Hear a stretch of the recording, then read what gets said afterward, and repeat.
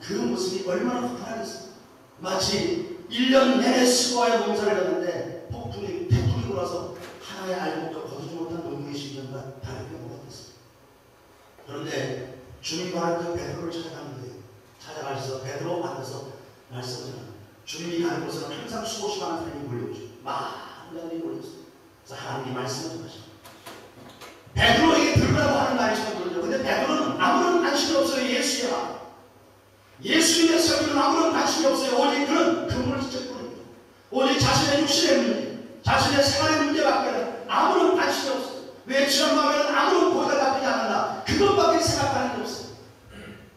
저는 낙방 목사로서 이렇게 설교할 때 예비당에 와 있는 사람들의 표정을 보면서 이런 베드로의 모습을 너무 생각하게 됐어요. 교회에 와 있음에도 불구하고 하나님의 말씀이 내게 전해짐에도 불구하고 오직 생각과 내 마음의 모든 것들은 세상인 것, 세상의 염려나 걱정의 근심들 이런 것들로만 막 잡혀 앉아있는 사람을 볼 때가 있거든요.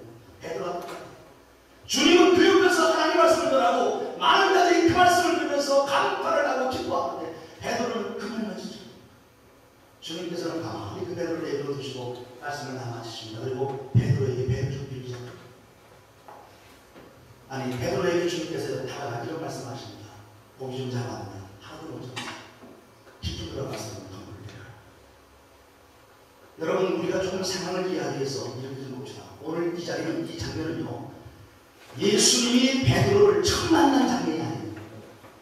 이미 베드로는 예수님을 여러 번 만났어요. 적어도 몇 번. 요한복음 1장에 보면 그의 형제 안드레가 베드로를 데리고 예수님께 왔습니다. 시몬을 데려가서 주님이 그의 이름을 베드로라고 바꿔줬어요. 개발하고 바꿔줬어요.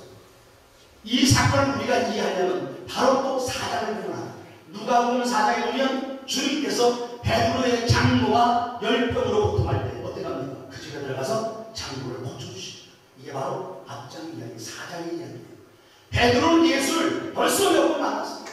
그럼에도 불구하고 예수에 대해서 아무런 관심이 없어요. 오직 그는 고기를 잡아야 되고 세상에서 성공해야 된다는 생각밖에 없어요. 예수를 몇 번 만났어요. 아무런 관심이 없었어요.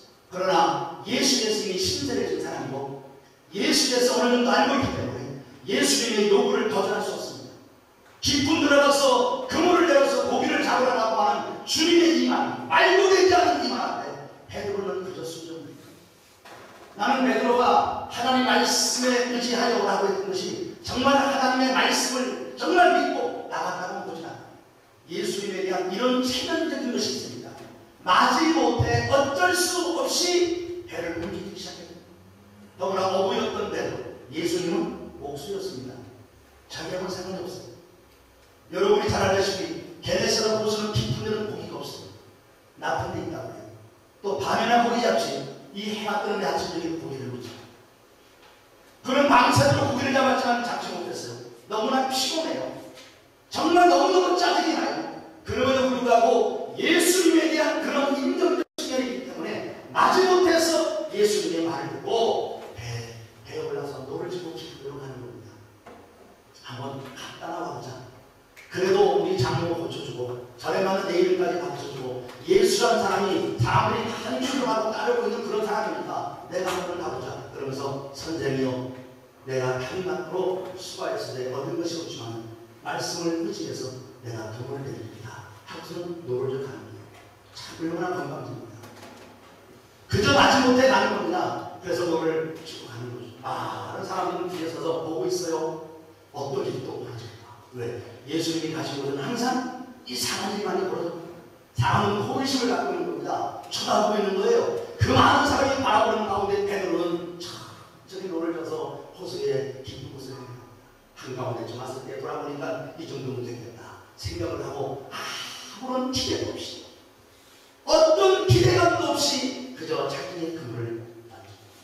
그런데 던지는 순간 뭔가 물컹 소리가 들리면서 어부로서의 감각이 있겠죠. 이게 뭔가 있다. 탁 끌어들이는데 고기가 어마어마하게 잡힙니다. 도무지 끌어들일 수 없을 정도로 그물이 찢어질 정도로 많은 고기가 잡힙니다. 기가 막힌 사건이죠. 말도 되지 않는 사건이죠. 바깥에 있는 해안가에 있는 친구들을 불러줍니다. 친구들이 큰 노를 좋으니까 고기들이 뚝딱 걸려듭니다. 그 고기를 잡아버리고 같이 고기를 잡아버리고 팔을 올려가지고 막 그냥 달려오듯이 달려와 육지에 배를 들었어요. 사람들은 그 장면을 보고 어땠을까?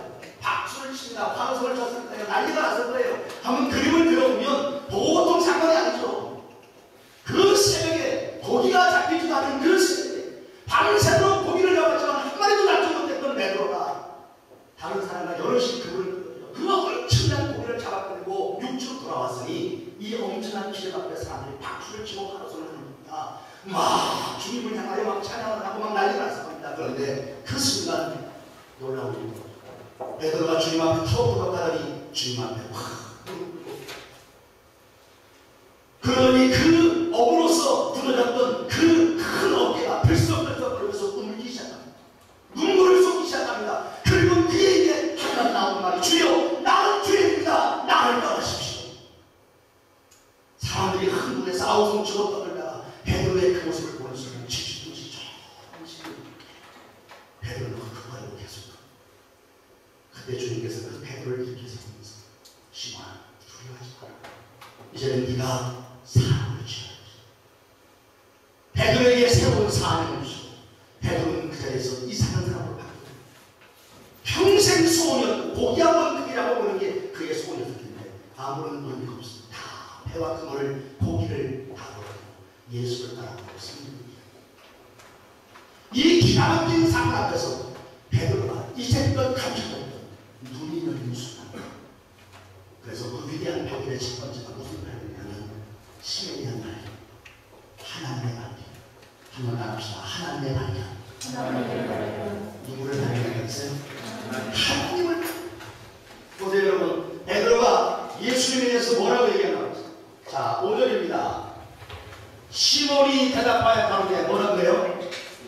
시몬이 대답하여 가로되 뭐라고 그러죠? 선생이요. 선생이요. 민자가 안 붙여요. 개혁 성경에는 민자가 붙었어요.